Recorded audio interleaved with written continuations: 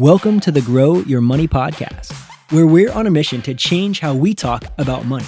Our fireside chats are the heart of our show, bringing the energy and excitement of in-person events straight to your ears. We aim to connect you with inspiring voices and stories that matter, sharing relatable experiences and insights that will transform your financial life. But this isn't your typical money show. We look at the emotional, psychological, and cultural factors that shape our relationship with money. So hit subscribe and join us for another episode of the Grow Your Money podcast. Hi everyone, good evening and welcome to our live stream with The Record in partnership with the Royal Bank of Scotland. Tonight we're going to be discussing women in business. So spring is fast approaching. Many of us might begin to consider what we'd like to achieve by the end of the year and how we might work towards achieving these goals. We know that it's time when people often consider taking a new direction in their careers or might even ponder about becoming their own boss. You might be wondering, how can you set up your own successful business? And despite the prospects seeming maybe a little daunting at first, with the right tools and advice, the journey can be positive and actually really very exciting. So with this in mind, we've pulled together a fantastic panel of empowering women to discuss just that. Tonight, we're joined by three inspiring and inspirational and knowledgeable women who've been successful in their own right, but who also want to help others achieve their best goals as well. So here we'll explore their business journey, the lessons they have learned along the way, and the support that they were able to access, and what advice they would give to other women who are thinking of going out on their own and taking that first step forward that's right for them. You'll also have the opportunity to ask any questions that you think are relevant or anything you might want to know or ask our panel of experts. So feel free just to add some comments in this Facebook post and we'll get round to answering as many as we can. So here with me tonight, we have Mandy Bailey. She's a Regional Ecosystem Manager for Royal Bank of Scotland, along with two other women in business. So Mandy, do you want to introduce yourself and tell us a bit about yourself? Yes, so thanks, Nikki. I'm Mandy Bailey. I'm Regional Ecosystem Manager for Scotland. What does Ecosystem Manager mean? So I'm delighted to be here, and I primarily work with our partnerships in the ecosystem across Scotland to help kind of bring our enterprise purpose to life. Thank you for joining us, Mandy. And we also have Tynah Matembe. She's the founder of Moneymatics, is a Saltire Fellow and a chartered banker and lawyer. So Tynah, tell us a little bit about yourself. Thank you. My name is Tynah Matembe, and yes, I'm the founder and CEO of Moneymatics, which is a company that aims to enhance financial capability and well-being for underserved communities. And through that, we're currently running something called the Grow Your Money Challenge, which is a program that empowers Gen Z and underserved people to improve their financial knowledge and reach their full potential. Fantastic. Thank you for joining us, Tynah. And finally, we're joined by Pam Herries. So Pam Herries, she's a business coach and she runs Pamela Herries Consulting. So do you want to tell us a little bit about yourself too, Pam? Thanks, Nicola. I'm on the cusp of actually being the founder of a newer business and upgrading myself a little bit to be the founder of the Great Workplaces Company. And that's a business advisory and coaching service to help create purposeful, productive and profitable businesses where employees thrive and which customers love. And we offer a series of practical programs, tools, techniques, as well as training, coaching and mentoring. Fantastic. Pam, so I think I'll just go straight to you for the first question, seeing as you're starting up another business. So what inspired you to take the leap and go into business on your own as opposed to working for a separate company? That's a great question. It's always one that's often us entrepreneurs are asked. But my story to create the Great Workplaces Company started when I was lucky enough to meet Dame Catherine Granger. It was at a school in London, and she was talking about introducing the growth mindset into schools. And I thought that was a brilliant ambition. But I started to think what would happen when children came out of schools and went into the workplace. How would they be met? What kind of environment would they be going into? And I set about looking at how to create an organisation that has purpose at its core, and how would that work with helping that as advisors and business consultants to offer that to organisations who want to basically engage their people better, but also to create an organisation that is ready to receive young people who are coming out of school and university with that growth mindset. So I have to put it down to that one moment where I had a bit of a eureka moment. I thought, maybe this is what I need to do. I need to follow my purpose. Fantastic. It's such a great story that you found that moment that led you to believe that actually, no, I can do really great things in business. And what about yourself, Tynah? What inspired you to go out into business? My case, I moved to Scotland or to the UK 15 years ago, and it was so difficult, so hard and difficult to integrate, to find the right support, find the right guidance. And I found myself becoming financially vulnerable, not because I didn't have any skills. I understood money, I understood how to manage it and that, but there was just no ecosystem to help me thrive. And I just thought, no, this cannot be the case. There has to be a better way of doing this. And I come from an entrepreneurial family where growing up, there's a problem, you can find a solution. And around the same time as I was coming out of that, trying to navigate all that stuff, my children were getting older.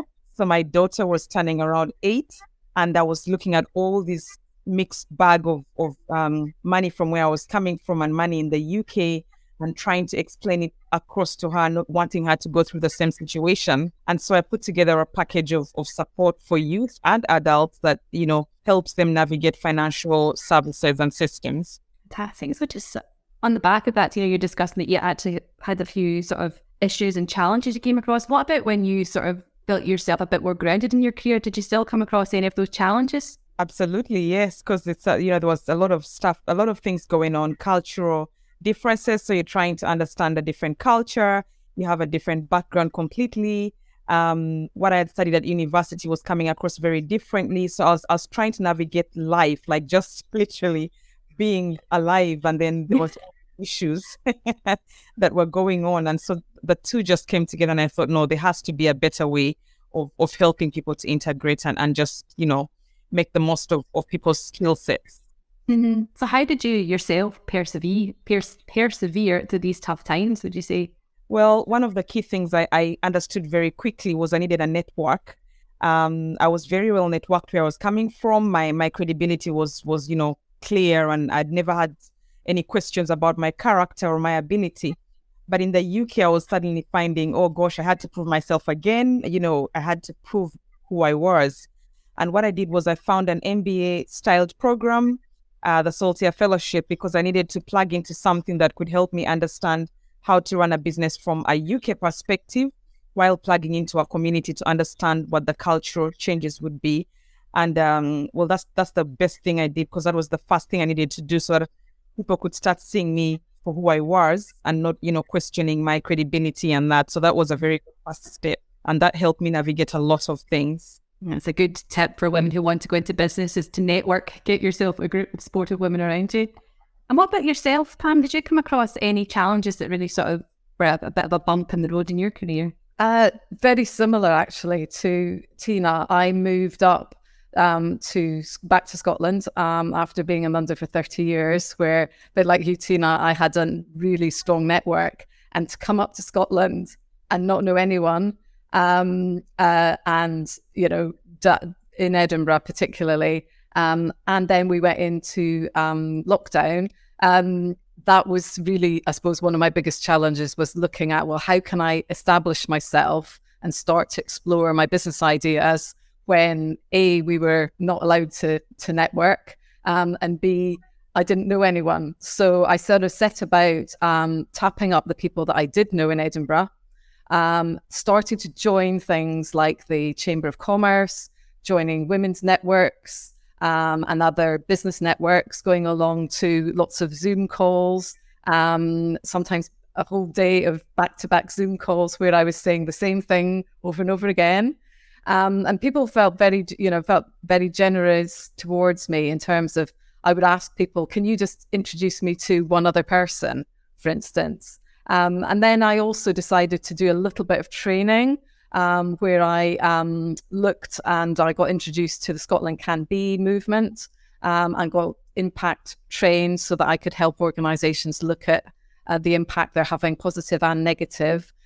So that created a community. And then also I was successful in applying for the Scottish Universities Scale Up Consortia, where we were helping to advise students in terms of how to start scaling up if they were going to go into business. So I did a little bit of training, a little bit of networking, and a lot of chatting, I have to say, in terms of when I was introduced to somebody, sharing my story, and then asking them for any help or support that I thought they could give me.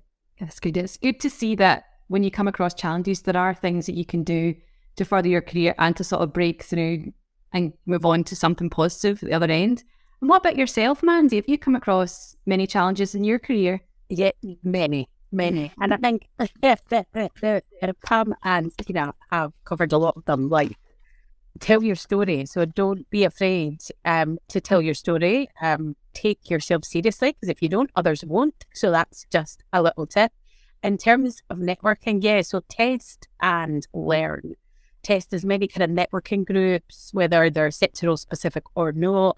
Ask for introductions, sponsorships, both not just from a motivational perspective in terms of your business development and increasing your network, but then also to provide support. It can be quite an isolating place when you are running a business. So the best thing is to develop a real network of people and often try to find, I would always suggest kind of those that are maybe technically good in areas that you are not.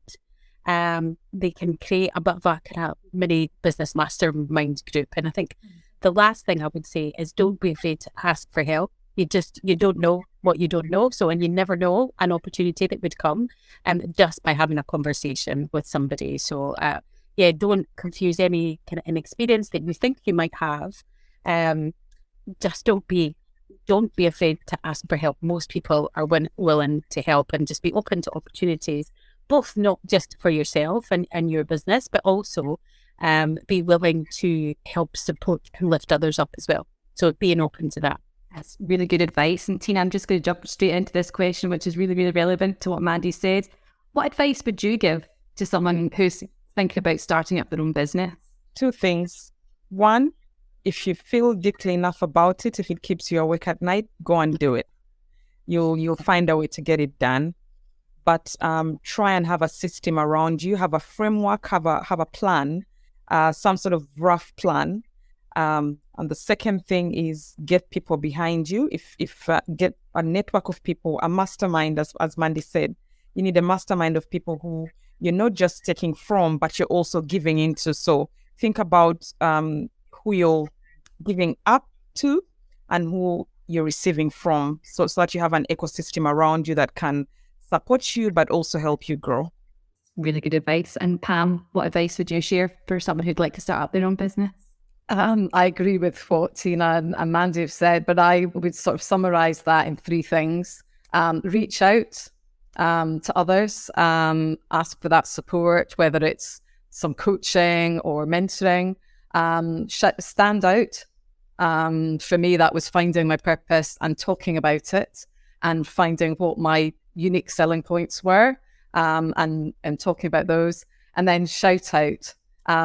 Being confident, talking about your story, and your products, your services, and what you offer and why you're offering what you're offering, and keep testing that pitch. I know that's something that is really important, is how can you, keep telling your story and why you're offering what you're offering. And then asking, as I said earlier, asking people to recommend you. There's no harm in saying, can you introduce me to a couple of folk? There's nothing to lose. So those would be the three things for me. I mean, it sounds as though starting your own business can be really quite demanding and maybe at times take over your life. Pam, how would you say you sort of preserve a work-life balance? And then do you have any advice on someone who's willing to start their own business? How can they maintain a home life and a work life and just keep that balance?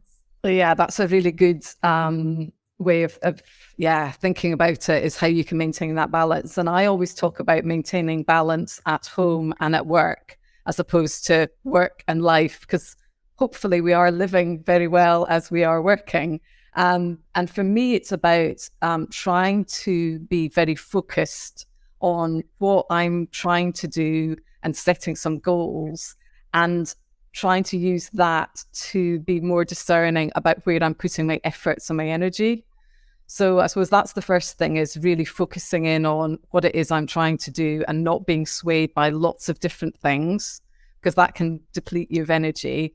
And also trying to fill up my tank, whether it's being a bit more mindful or doing exercise, or in my case, a bit of movement. I like to dance or do yoga or Pilates, and try and have a sort of routine where you're trying to keep some of that in perspective. So when you are busy thinking, I'm going to ring fence, even if it is just sort of 10 minutes to yourself of a day, just to either be still or do some movement, just so that you can reset, set yourself rather than getting carried away with everything. Yeah, it's really good advice. I know that a friend of mine had mentioned even 20 minutes, even outside, can totally transform your mental health and how you feel. And Tynah, you mentioned that you have a daughter. So how do you maintain your work-life balance, bringing kids into the mix? I have one that's almost 2. And if I had my own business, I don't think I would be as calm as you are. So how do you get your life and your work all balanced out? What is work-life balance? I'm just kidding. You're listening to the Grow Your Money podcast. We'll be right back after giving our partners a well-deserved shout-out. Are you struggling with debt and financial exclusion? Fair Money Advice is a pioneering pan-London debt advice and financial inclusion charity, providing free money and debt advice services for over 20 years. Their team reflects the communities they serve to provide culturally appropriate services, putting you on the path towards financial freedom and resilience. Get in touch with them today to take the first step towards getting on top of your finances at fairmoneyadvice.org.uk.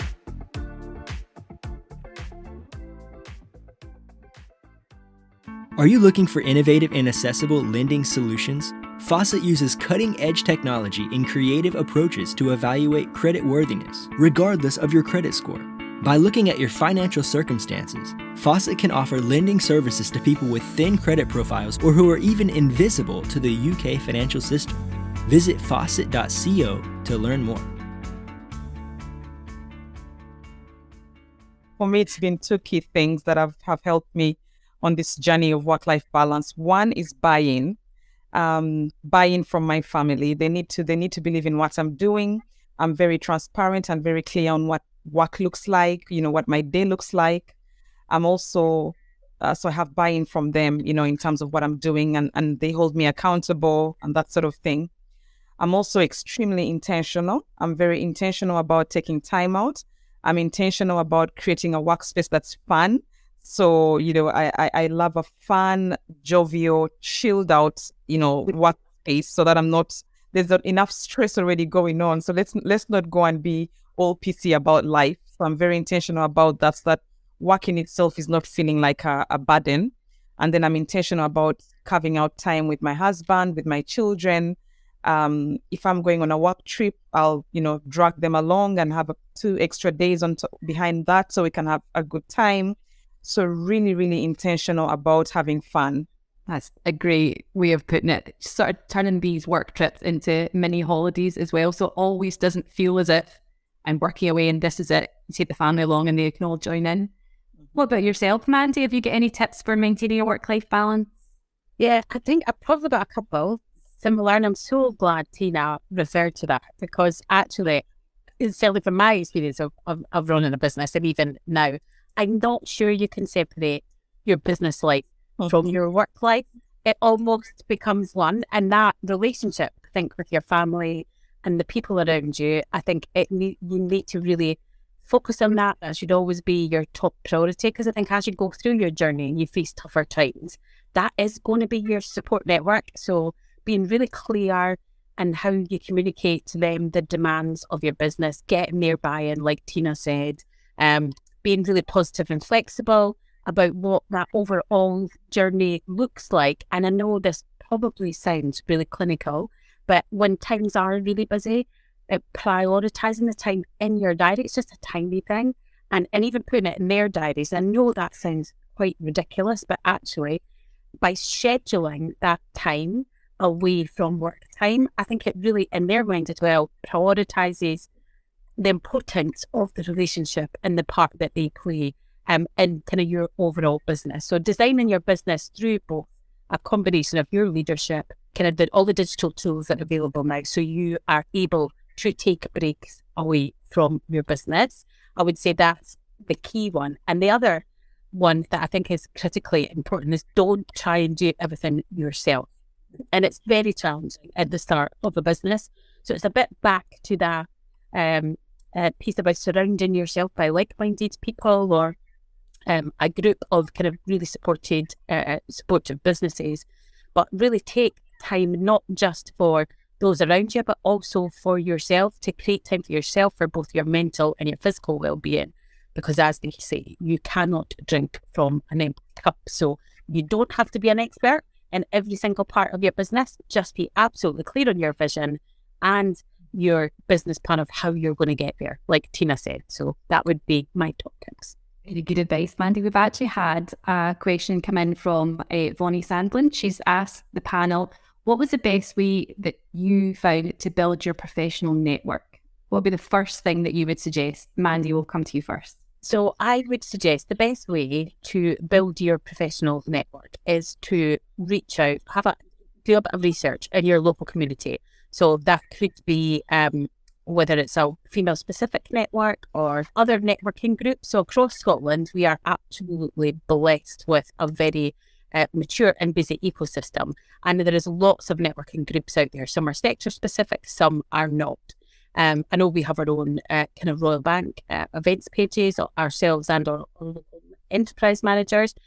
We host many events across the whole of the year. And some are specifically for women in business, some are not. But yeah, there is always lots of events. So I would say, yeah, really focus networking. So test and learn, focus on the networking events that you feel you're going to get best value from. So if you're going to invest all of your time as a small business owner, ensure you're getting some kind of return from that, and also creating value for others. Good advice. So it's good to know that there's lots of networking options available out there. So Pam, as we were discussing all the different sort of business ventures you've gone into, I don't know if it's just me that feels when I go to work, I might actually qualify for this, a little bit of imposter syndrome. So when I go into an organization, whether I'm working with them directly or indirectly, I try and build trust. It's the first thing that I try and do, to try and get over that, so that that people can see me as credible, reliable, that I can connect with them, and that I'm there for a better reason than just, some sort of self-interest. There's a lot of work being done in terms of how to build trust, particularly as a leader and often as women leaders, to do this, to try and, trust others, but also establish yourself just through really your actions. A lot of it is around, building that credibility through, not just your experience, but the way that you are involving other people, the way you're acting, and actually delivering on what you're saying you're doing, but also challenging things that you feel you're in a position to challenge. And sometimes that's where imposter syndrome can come up, when you think, well, actually, I've not been here that long, or I've not been in this type of situation before. How do I deal with this? And I spend a lot of time thinking of, I suppose, of three things, is to watch what's happening in the situation or in the organization, to try and sort of match that with you identifying and agreeing with some of the things that they're facing, and then nudging with a little bit of a suggestion, but not coming in and saying, right, actually, that's all rubbish, this is what you should be doing. It's much more being respectful and building on the great things that they're already doing. So a lot of that is about observing and thinking, well, this is where I can fit in, and this is where I could help. That's good advice, to know that there's other people that you're working with, so you are still valuable in the discussion, and to respect each other is really good advice. And what about yourself, Tynah? Have you ever had moments of imposter syndrome? Many times I have, yes. And I have this interesting system which may not work for everyone, but it's worked for me. So I'm Christian, and so I have like a set of values that I believe and pray usually. And what helps me is writing them down and literally speaking out what I'm believing. So I'll go like, well, I'm valuable, I have a right to play, and I'm doing this from an honest and real place.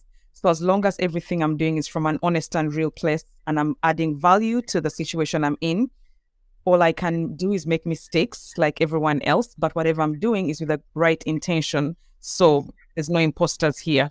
And just having something that you can, stand by, and mantras that you can repeat to yourself can help you, because the biggest problems and the biggest thing with imposter syndrome, it's half the time it's in your mind. If you overcome your mind, you are over that barrier. So when I'm on a call like this, I'm like, well, I have a right to play and I'm bringing value to the table. So there's no way that anything that's happening here is wrong. And so if you approach your work and your life in that way, then everything you're doing is always an experience or a learning point. And if you look at it like that, then, the imposter syndrome is going to come, but I was doing it from the right place. So in any case, there's learning. Yeah, that's a good point, that you might not believe that you're quite at the right place, but you will learn. And chances are you probably are. You're in the right place at the right time. You're doing what you can. Tynah, we'll just ask another question about what you're sort of excited about for the future for your business. Making a difference. Like I just love seeing people succeeding and seeing testimonials of success and people just getting better with managing money, because I say this so many times, besides death, money is the one thing that we each have to deal with, right? And how much nicer if people are dealing with it from a place of comfort or a place of ease. So that's what wakes me up every day, and that's my dream. Like, just walk down a street and everyone is like, yeah, check. Sounds good. And Pam, you've got a busy year ahead. What are you looking forward to? I think my ultimate aim is to help businesses attract and retain talent and help them create the type of place that my children would be proud to work. I'm really excited about the prospect of having those conversations, giving them the benefit of the experiences that I've had, the organizations I've worked with, and, just trying to make connections. And also in a lot of the work that I do, I tend to bring other people in. And what I talk about is co-opetition, not competition. And when I was doing actually a competitor analysis, which is obviously a key part of, your business planning, I managed to turn who I thought might be my competition into partnerships. And I've already reached out to a couple of small organizations, or smaller than I am, larger than I am, but small businesses, to say, could we work together? Could we collaborate? Because we're all trying to pull in the similar direction. This is where my skills are. I can see you've got some great skills. So that kind of thing is really exciting me, as well as, starting to do some of the marketing and doing a balance of, paid work, ideally, but also giving something back, because I do a bit of mentoring, sort of pro bono, and seeing some of the fruits of that, those kind of relationships is always good as well. So yeah, that's what I'm looking forward to, is getting that balance. Sounds really, really good. It's nice to hear about the sort of supporting aspect, especially with women in business, to bring everyone together. It's definitely really worthwhile. And yourself, Mandy, from the Royal Bank of Scotland's point of view, what are you sort of looking forward to achieve this year?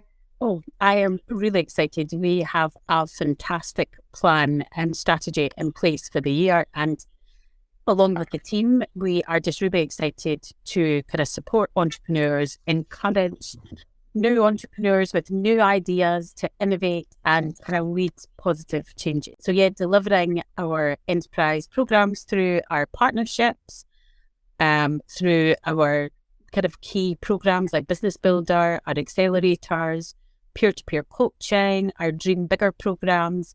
They're all being designed to encourage and facilitate entrepreneurial activity to help support and stimulate the economy and the growth of businesses. So yeah, exciting year planned ahead. That's great. Lots and lots of stuff to learn from this call as well. So Pam, for someone who obviously has a lot of experience in business, if someone has an idea that they think might work well, what would you say are the next steps? What's the first step that a woman who wants to go into business, what should she do? That's a really good question, Nicola. I think the first, and I think it alludes to what Tynah was saying, was, as I suppose, going into yourself and creating that sort of environment or that mindset of self-belief. I think that's a really important starting point in terms of, I've got a great idea. I feel I've got the talent and the skills, and starting from that place of self-belief, before you start thinking, well, how am I going to position this? What's my elevator pitch going to be? And then testing that out with some trusted sources. Don't go to the sort of negative people. Just start small. Speak to some people that you trust, either in your friendship group or your wider friendship group, or some of your networks, and just ask for some feedback, because there's nothing better than people saying that they would like to help you, and for you to say, well, this is how you can help. And any opportunity that you get is to say, this is what I'm trying to do, and this is the help I'd like from you.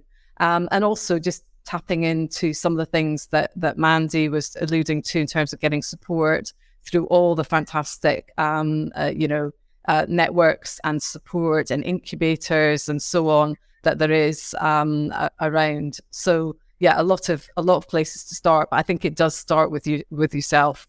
Mm-hmm, definitely. And what about you, Tynah? What would be your advice for someone to get their business concept off the ground? Don't wait for perfection. So I agree with everything that Pam said, but a key thing that I've learned is that, well, I'm a perfectionist, and so I'll read stuff over 1,000,000 times and that, but go out and get people that are paying you as soon as you can and refine it along the way, and just be ready for feedback. I find feedback sometimes, to your point, Pam, we need feedback, but we need honest feedback, because sometimes people are too worried to give you feedback. So make sure you're open enough and very clear that, you won't be offended with feedback, and be ready to take on feedback very quickly.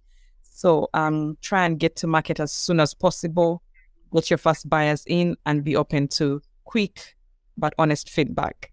That's good advice. So of course there's feedback, but with starting your own business, there can be a lot of risks. Do you feel, Tynah, that there were quite a lot of risks when you started your business? And do you feel it's maybe led to successes? Well, there were so many risks. Too many risks that on the face of it even look mad, I think the level you need as well to be aware and very clear on the level of risk you're willing to take. And remember the people around you that are going to suffer from those risks. So, when I was talking about buying, be very honest with your family, with the people that are going to suffer for this. Let them know the level of risk you're taking on, and be ready to fall, to die by the sword. I feel like with my business, I'm just ready I'm all in. I'm all in at any cost. And everyone knows, I've told my family that this has got to work, so this is what it is. And when you have that, I think the risk becomes more palatable. You receive it more. And so you need to understand at the start of your journey how much risk you're willing to take, where you're going to draw the line. And so have that mapped out so that you don't get sucked in along the way. Mm-hmm.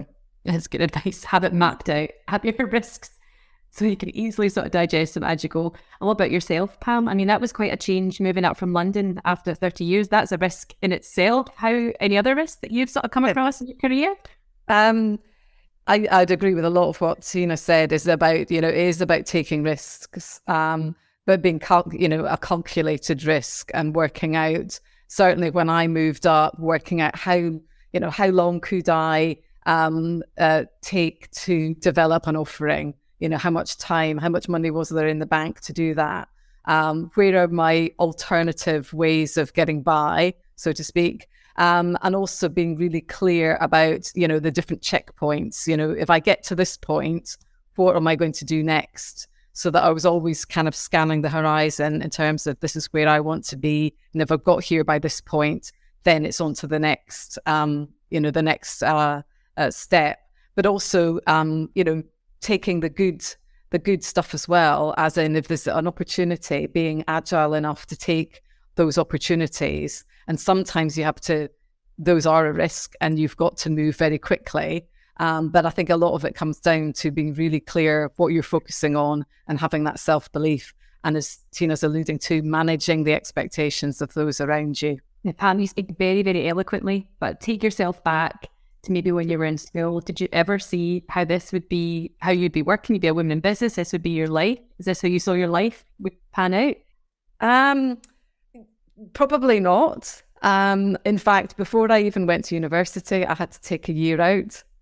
Not only because I wanted to be really sure of what I was doing, but because I couldn't afford to go to university unless I had, saved up. So I effectively had 4 different jobs before I even went to university. And I think that, I suppose, entrepreneurial spirit, as in I need to, pay for myself, I need to be independent. It probably doesn't surprise me that I am still a very independent person, and the buck stops with me. But I wouldn't have imagined doing this type of work. I was originally going to go in to be a dance therapist because my background was in dance, and I actually studied to be a dance therapist, and then ended up going into the wild world of public relations, which I suppose doesn't surprise me that I now, having been involved in selling stories to the media about organizations and products and services, to now want to create the right experience for those working in the business so that what you're saying externally aligns with what's actually happening internally, and that authenticity. So that element doesn't surprise me, having, progressed into the world of from PR into employee engagement and culture shaping. But it's a far cry from dance therapy, although I do try and use a bit of movement if I am doing some workshops, if I possibly can. So you never know, it might go full circle. Yeah, definitely. And what about yourself, Tynah? Did you ever see this life for yourself now when you were younger? Nope. I'm trained as a lawyer, so I was off to law school, going to save the world from all the bad things that are happening, and then did a detour to the UK that has been 15 years since. And so it's really been like life experiences shaping where I've gone in life. What's for sure, though, is that I was brought up problem solving. If there's a problem, I just have to fix it. Someone has to fix it, and I'm always putting myself forward. So I'm not surprised that I'm an entrepreneur per se. However, the direction in itself is probably not what I would be doing if, say, I had stayed in my country of origin or something like that. Mm-hmm. It's really, really different. But I suppose all those skills you were able to bring with you to your business now, so none of that education or the time that you spent doing that was ever wasted because you have all that background knowledge. Yeah, very, very useful. Very useful. Yeah. And what about yourself, Mandy? Is this where you saw yourself when you were younger?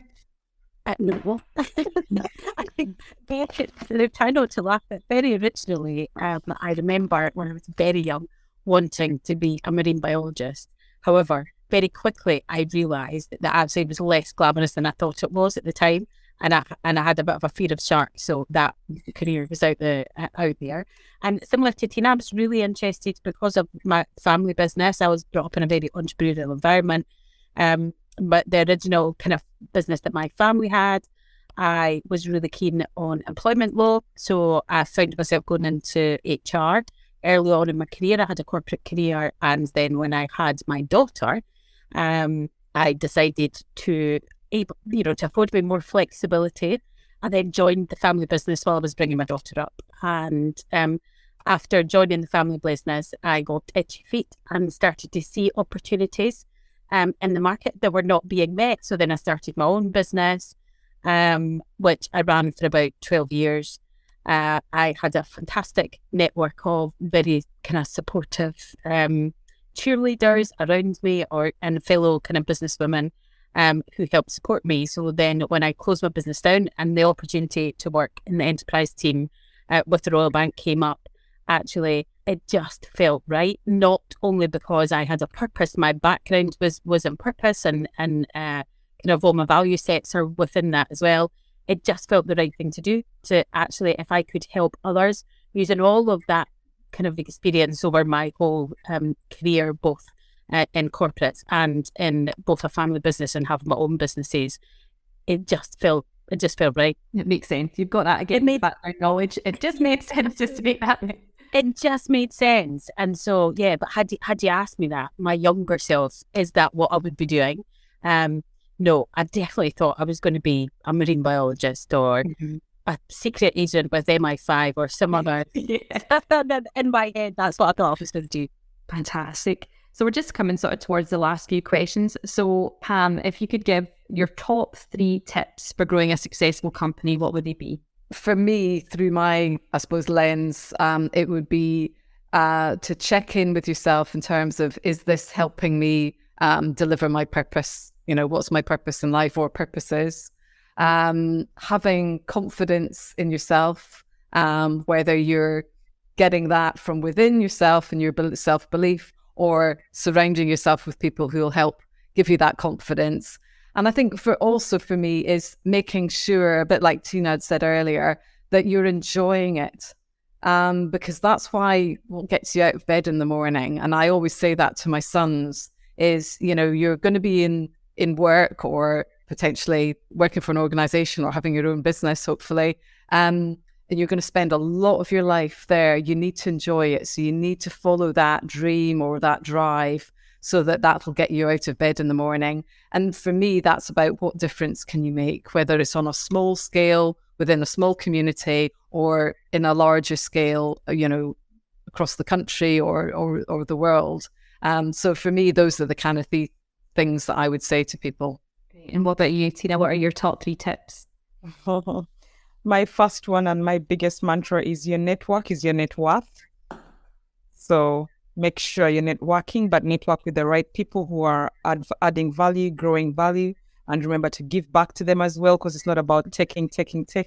The second one is no profit, no mission. It's a sad truth, but and I've found that especially in my work that if you're not making sales and you know being profitable, you cannot fulfill the purpose or the mission for which you set up the business, especially if you're a purpose-driven business. So go out and sell. The third thing is embrace technology because it's here to stay. So make the most of it, automate as much as you can, and just be always willing and able to learn. I love youthful and new. By youthful, I mean new ideas coming in. So where are you getting those new ideas coming into your organization, into how you're doing things and running systems? Always have a youthful vibe around what you're doing. Good advice. And what about yourself, Mandy? What would your top 3 tips be? My number one always would be yourself, be authentic, be honest to what you're trying to achieve. Take a positive pause once a week to remind yourself of everything that you have achieved that week, and don't forget to celebrate your success, because as you grow, your team and your business embeds that as part of the culture of your team. It's such an important and overlooked part of running businesses. Take yourself seriously. Can't stress that enough. If you don't take yourself seriously, others won't. So take yourself seriously, tell your story. And I think the final one for me is, I suppose, beyond the, if you like, the kind of business model aspect of it, once you've got that clear, do something that you love. And then remember to focus. So focus on your top priorities, and they will invariably always be related to your customers, your market. Like Tynah said, kind of sell, because at the end of the day, you're trying to keep a roof over your head. And as you grow your business, you want that business to be sustainable. So, and then you become responsible for others as well, keeping a roof over their head. So absolute focus on the kind of 3 top priorities of your business. And that is always, from my mind, it starts and ends with your customers, kind of supporting your communities, and then aligning everything back to the vision and goals and the purpose of your business. Fantastic. And the final question is over to you as well, Mandy. So what can Royal Bank of Scotland do to support women who maybe think they want to get into business or have just started a business, and how to sort of keep the journey moving? Yeah, so what can we do? We have an incredible array of enterprise support available depending on the stage of your business. So there's varying levels of support. So some of these will be our digital services like our business builder, and others which you can access through our website. We also have coaching from peer-to-peer groups, which you can access digitally as well, just by logging onto the website and asking for access to those. And that lets you network with like-minded businesses who are at a similar stage to you. For those businesses that are a bit further off in they're a bit further on in their growth plans, and they're trying to turn that kind of scaling journey into action, then kind of participation in potentially one of our accelerators or our scale accelerator even, which gives you really dedicated support over a 6 to 18 month period. And then finally, just kind of seeking advice from a sector specialist. If you need access to a sector specialist, we're here to help support businesses thrive across the Scottish economy. Fantastic. So unfortunately, we've come to the end of our discussion. So I hope everyone has maybe got some tips that they may want to go into their business. So I learned from this discussion tonight, and you feel empowered to taking those next steps and in building your business. So thank you again for taking the time, and to our panel members, thank you for answering all of our questions and for chatting with us. And hopefully we'll see lots of women in business this year as well. Thank you for listening to the Grow Your Money podcast.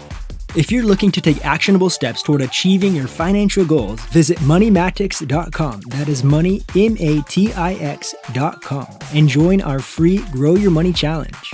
Let's unite in the movement to inspire people to talk about money.